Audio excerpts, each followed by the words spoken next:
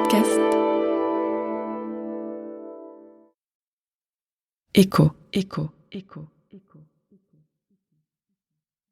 1976. Léopold Sédar Senghor et la force du métissage.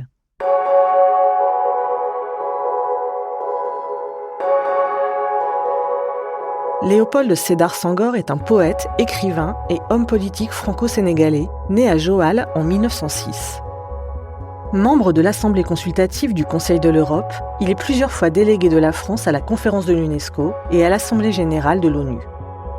Député et ministre en France avant l'indépendance du Sénégal, il devient le premier président de la République du Sénégal de 1960 à 1980.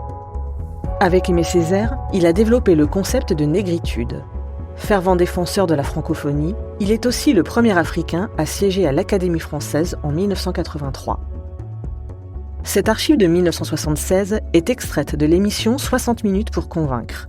Le président Léopold Sédar Senghor s'exprime dans un contexte de détérioration de la coopération entre les pays développés et les pays en développement. Le problème de l'aide aux pays en développement est un vieux problème.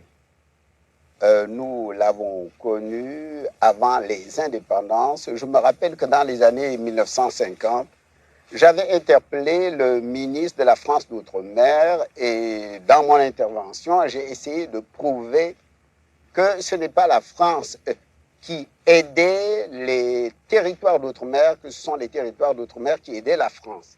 Je citerai un Français, le professeur Christian Goux, qui a calculé très exactement ce que nous nommons la détérioration des termes de l'échange. La détérioration est de plus de 2% par an, de telle sorte qu'en 20 ans, la détérioration s'est traduite par le chiffre de 40%. Je vais vous donner un autre fait très précis.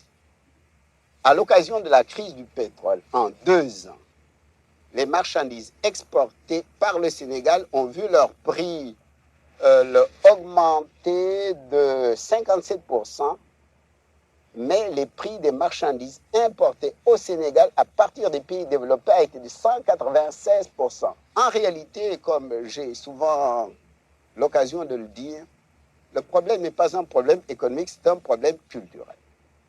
Les pays développés pensent que $5 000 de revenus par an, c'est à peine suffisant pour ce que j'appelle les grands blancs. Tandis que $200 par tête d'habitant, c'est suffisant pour les pays en développement. Ces gens-là n'ont pas de grands besoins et puis ils pensent surtout qu'ils n'ont pas de culture, qu'ils n'ont pas de civilisation, que c'est la table rase. Je crois que c'est le fond du problème. Aujourd'hui, le journal Le Monde l'a dit à propos de l'intervention de Yasser Arafat à l'ONU. Les problèmes qui passionnent aujourd'hui les foules, ce ne sont pas, comme on pourrait le croire, des problèmes politiques, des problèmes économiques, ce sont des problèmes culturels. On se bat, on est prêt à mourir pour défendre sa religion, pour défendre sa culture. Or, là encore, j'invoque toujours vos témoignages à vous, Européens. De grands Européens nous ont dit que toutes les grandes civilisations sont des civilisations de métissage historique. C'est ce que m'enseignait à l'Institut d'ethnologie de Paris mon ancien maître, le docteur Paul Rivet. Il nous disait que toutes les grandes civilisations classiques sont nées aux latitudes de la Méditerranée à la rencontre des Blancs, des Jaunes et des Noirs. Et il nous disait qu'il y a 4 à 20% de sang noir autour de la Méditerranée. Je vais vous donner un autre témoignage, c'est celui du général de Gaulle.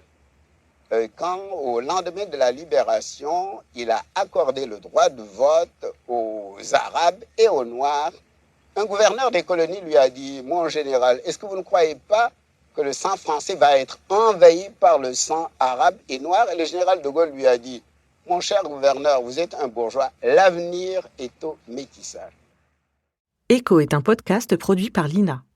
Merci d'avoir écouté cet épisode. N'hésitez pas à lui mettre 5 étoiles s'il vous a plu et à vous abonner pour ne rater aucun nouvel épisode. Rendez-vous chaque lundi sur Écho.